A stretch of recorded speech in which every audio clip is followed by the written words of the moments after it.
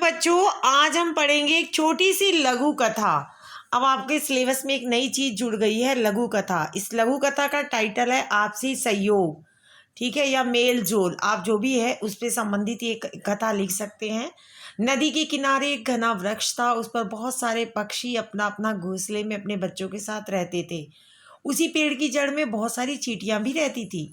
एक साथ रहने की वजह से पक्षियों और चींटियों में बहुत अच्छी गहरी दोस्ती हो गई। एक दिन शाम को चींटी का एक बच्चा अचानक नदी में गिर गया।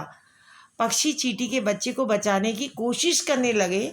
उन्होंने चींटी के बच्चे से कहा, दोस्त हिम्मत मत हारना, हम सब तुम्हारे साथ हैं। इसी बीच कुछ चिड़िया ने पेड़ के पत्ते से तोड़कर नदी में एक पत्ता फेंक दिया और चींटी के बच्चे से कहा, भैया हिम्मत करके किसी तरह इस पत्ते पर चढ़ जाओ। चींटी का बच्चा काफ़ी हिम्मत वाला था, वह घबराया नहीं और वह किसी तरह पत्ते के ऊपर चढ़ गया।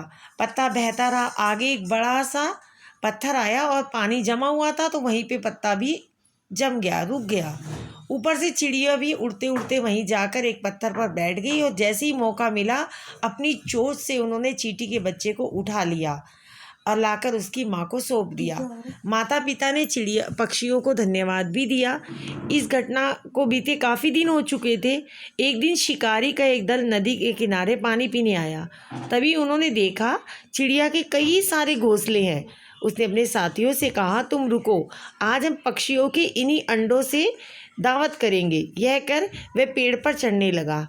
उसी पेड़ की बात थी जिस पेड़ पर वो चींटियां नीचे बैठी थी। उन्होंने निर्णय किया कि पक्षियों की हमें रक्षा करनी चाहिए। उन्होंने शिकारी पर हमला बोल दिया। देखो, ऐसे शिकारी ऊपर चढ़ रहा था। शिकारी घबराया और जल्दी से नीचे उतर गया। उसने देखा आसपास पेड़ पर चींटियों की इतनी बड़ी फौज। वह दुम दुमा के वहाँ से भागा।